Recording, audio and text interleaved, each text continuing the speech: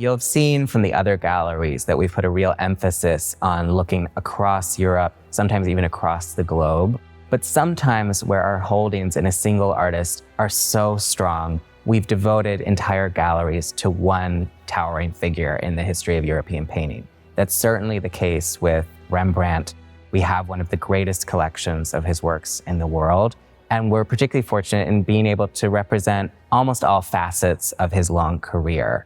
I'd say the crowning jewel of our collection of Rembrandt is Aristotle contemplating a bust of Homer. And this is a painting that you know intimately, having conserved it for over a year. Yes, it was a privilege to work on this picture. And as you know, it was last cleaned in 1980, 40 years ago.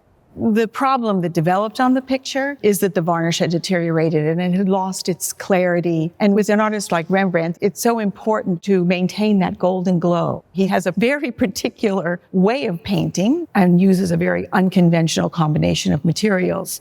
But as a result of this, there are certain chemical changes that take place. We now have much more understanding of these chemical changes. And so I was able to use methods to remove the salt deposits, which were causing the appearance of degradation.